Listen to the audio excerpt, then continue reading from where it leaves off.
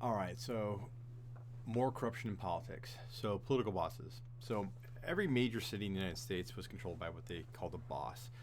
And this is a person, and it was always a white man, who controlled the political life of that particular city. This would be in the north, and the south, and the east, and the west. Doesn't matter what part of the country. Now, today we would see these men as being criminals. And one of the reasons, just one, is that they resorted to bribing officials. This would be the police, the courts, meaning judges and juries, so that they could have things done in a way that was favorable to their party.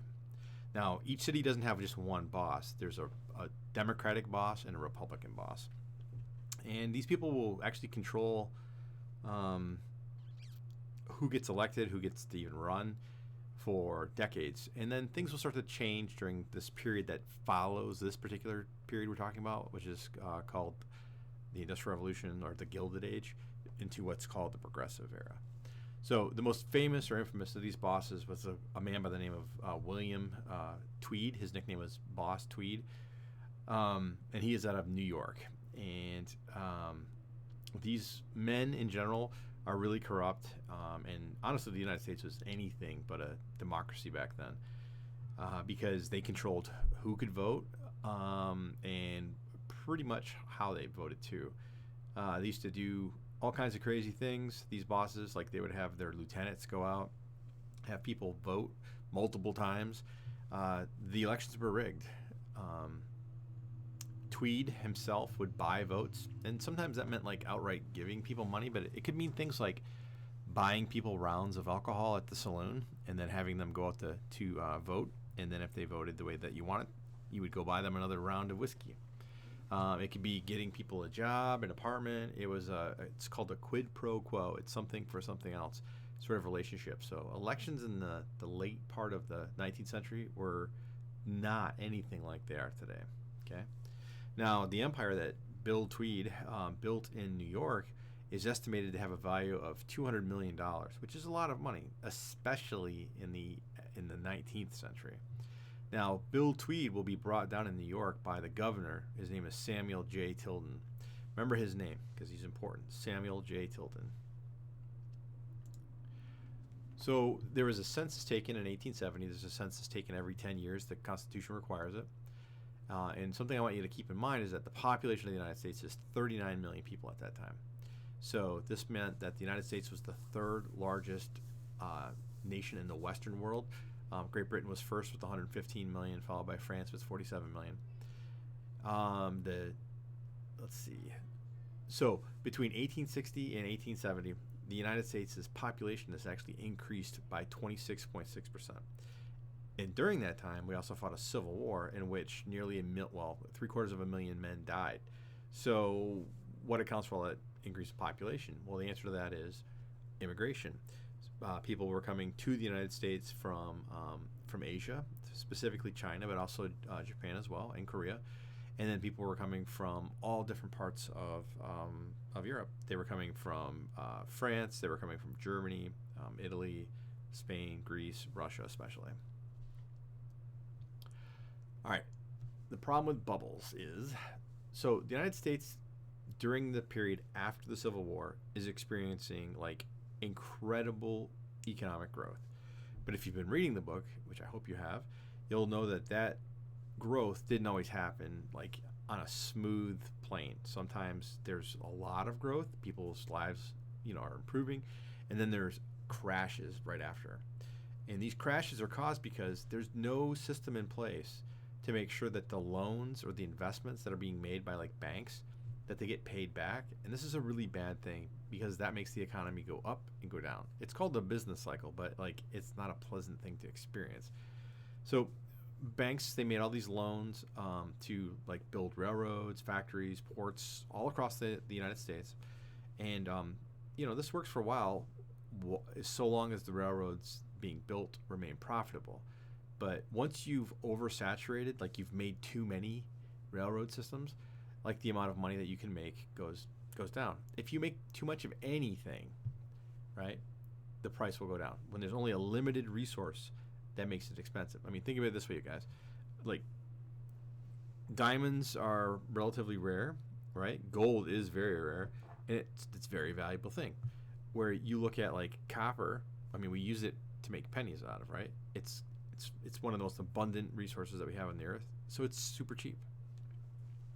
So farmers, they thought because the population of the United States was, growing at such a rate that if they just bought more land, tilled that, and grew more crops, they were sure to make more money. And then mining companies thought that, these factories and railroads were going to continue to be being built. So, they're mining iron out of the ground to make into steel, copper for the telephone lines. And so they got themselves caught up in the trouble because the bubble bursts, it comes crashing down. And what I mean by that specifically is prices collapse. And that means that if the prices collapse, and I'm a farmer, right, and I was expecting like $10 per bushel for my say it's wheat, and I'm only going to get $2, I'm at a loss of $8 per bushel. And these farmers were growing tens of thousands of bushels. So it's like, take that, multiply it by $8. They owe the banks way more money than they can ever pay back. So they foreclose. The bank takes their farm. So we have this thing that occurs in the United States. It's called the Panic of 1873, and this is one of the first, if not the first, international depression. Okay, you've probably heard of the Great Depression that happens in 1929, but this is similar but not as big in magnitude. Okay, and what I mean by international is the Panic of 1873 does begin in the United States, but it will affect like the Austro-Hungarian Empire, the Kingdom of Prussia, the United Kingdom, and then France itself. So at the time, Europe was the economic center of the world, meaning it's where everybody turned to look for financial investment. Now, investment opportunities in Europe, they're going to be disrupted because this smaller kingdom in it's not Germany yet, but it's going to be. It's called Prussia, and they're going to attack the French. And there's this war that happens. It's called the Franco-Prussian War. The Prussians win. The French are humiliated. They have to pay a whole bunch of money to the Prussians, and it's like war's not a good thing if you're trying to look for investment. It's great if you're trying to sell weapons, but that's not the case here. So during this time, though, between the French and the Prussians fighting each other, more money is being flooded into the United States for investments. And when you have too much money, that's actually a bad thing. It causes deflation. So in 1871, a peace treaty is signed between France and Prussia, and one of the things that Prussia is going to get from France is all kinds of money. So what the Prussian government decides to do is they're going to stop issuing what's called the thaler coin, which is a silver coin. And this is a problem because silver goes from having value to having zero value. And then other countries, including the United States, are going to follow suit. And then the stock market in Vienna is going to crash, which is an indication. It's like, when you get a fever or you have a sore throat and you're getting sick. When the stock market crashes, it's the same idea. It means something is wrong with the economy. So prior to this panic, transactions, they happened in either gold or in silver. And out in the American West, there was this huge silver boom because they had found silver in like the Comstock lode, which is a mine in Arizona. So these mining companies were mining silver at an incredible rate, and they expected silver to remain as part of the U.S. currency and to still have value. They definitely did not expect it to go to zero value. But what ends up happening is Congress passes what's called the Coinage Act in 1873. This is the same year that the crash happens, right? And what we do is we decide to abandon bimetallism, which means that we're not going to use gold and silver coins. We're only going to use gold. So we adopt what's called the gold standard. So this makes the price of silver like just collapse. And so this means that the silver mines in the American West, they collapse, meaning they like literally close. And you guys should remember this term from like maybe middle school or something, but like those mining towns out west that like overnight are abandoned, they're called ghost towns because nobody lives there. Silver is used by American farmers and a lot of like just regular everyday people. So this really destabilizes things because they don't have gold, they have silver, right? However, wealthy people, they do have gold, and since now there's more demand for what little gold there is, right, that means that their wealth actually has increased. So the money supply shrunk as a result of adopting the gold standard, and then multiple banks failed. And now you should recognize this guy's name, J. Koch and Company, if you've read the book.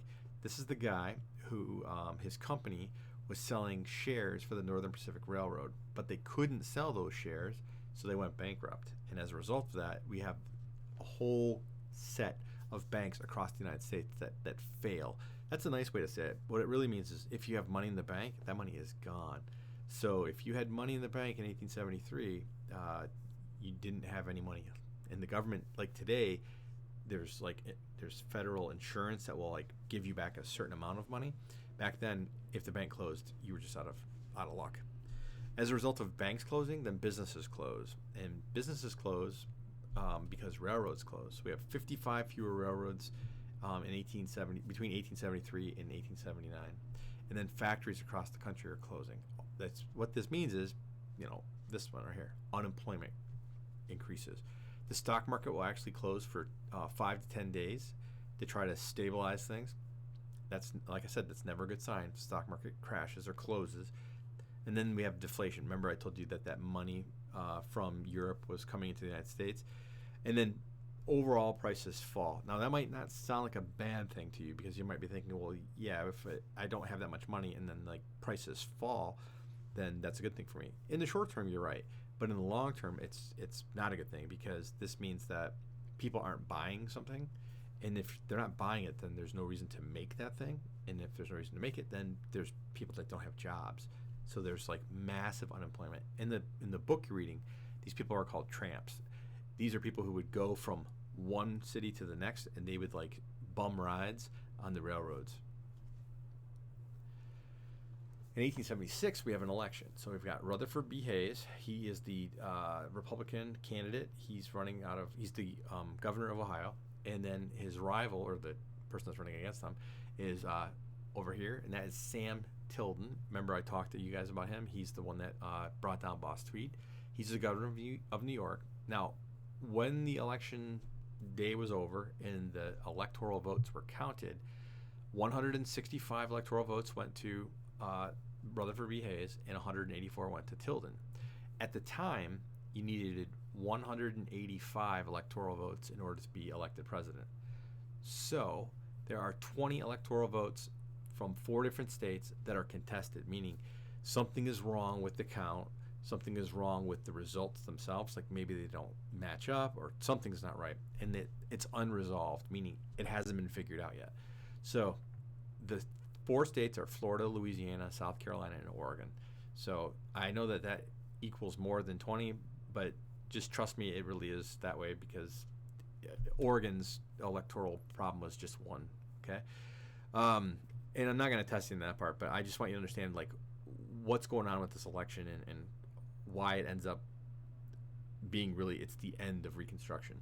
So in Florida and Louisiana and South Carolina, both the Republican candidate and the Democratic candidate claim victory. Well, you can't have that. Like one person wins and the other person loses. 2 people can't win. And then in Oregon, Hayes was the winner, but one of the electors was declared illegal. So he gets 2 of these. The other elector, we're not sure yet. So he still only has 167 electoral votes, which is not enough to win. Okay? So what the Constitution states, and remember the Constitution is the most important document in the United States as far as like government and law and everything else. It says that the electoral votes are to be read aloud in Congress to determine the results. That part is in the Constitution. However, the Constitution does not say who in Congress reads the electoral votes. So if it were to be read in the Senate, the president of the Senate is the vice president of the United States, a Republican.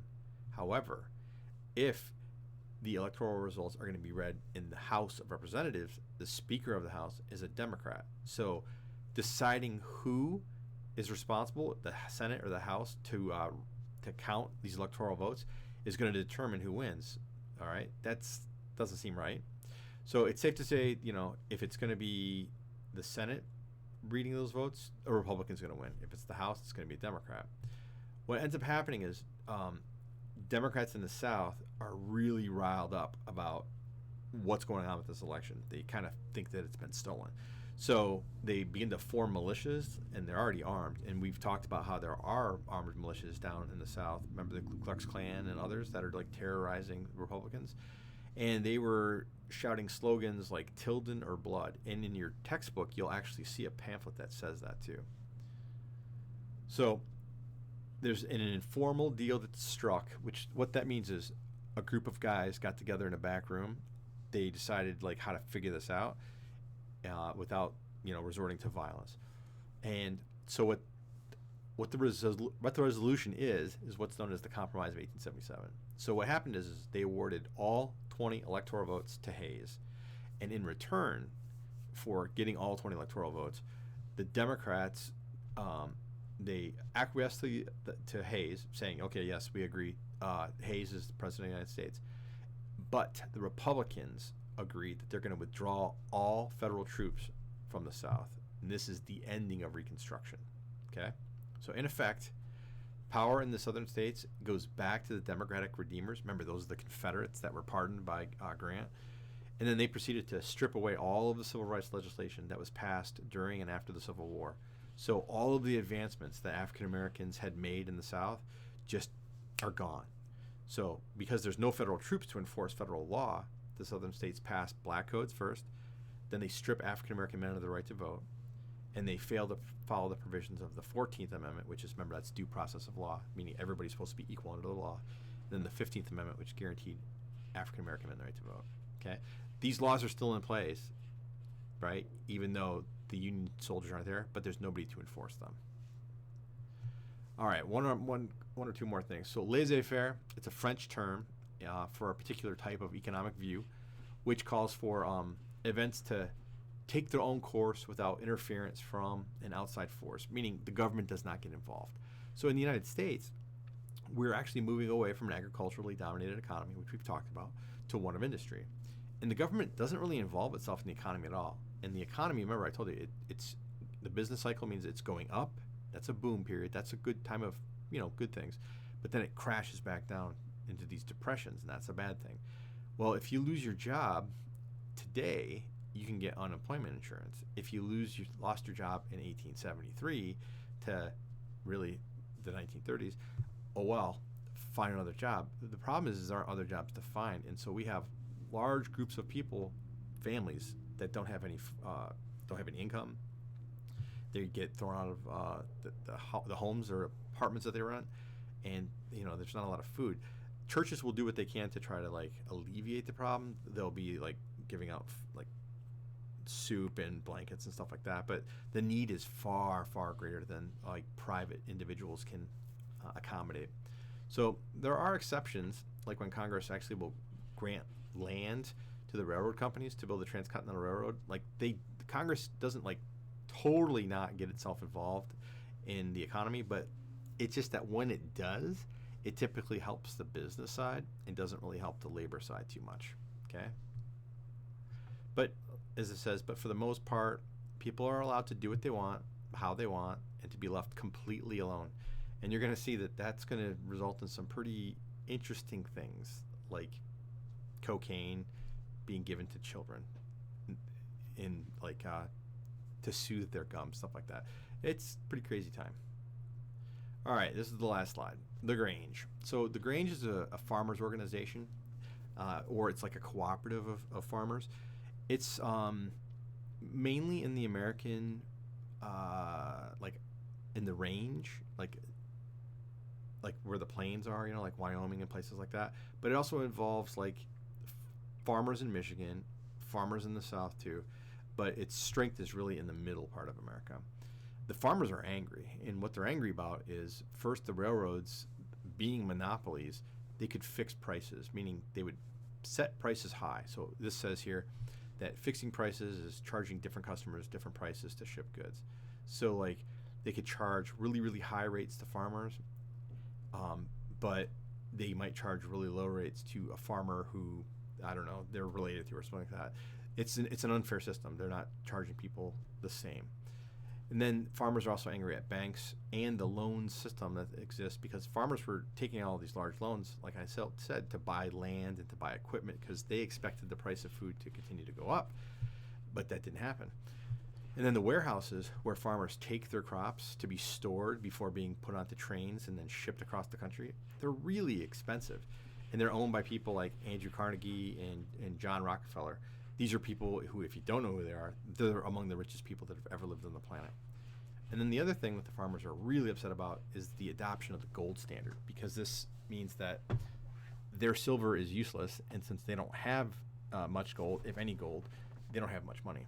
So they don't like that. Gold is a rare resource, and that means that the amount of available money is limited. And a limited money supply means fewer loans and a higher cost. So farmers have to pay back their loans. They have to pay the warehouses to keep their crops. They have to pay fixed prices to the railroads, and they aren't making much, if any, profit. So the farmers are unhappy. So this is the last part of the presentation. I will be sharing this with you guys. What I would like you to do is read the assignment that I've already given you, and then I gave you questions to answer from that reading. So with the time that you have in class, this is really what you should be doing, and that's what I'm expecting you to do. And on Friday, we will begin, well, we'll continue on, but with something else. All right? Thank you.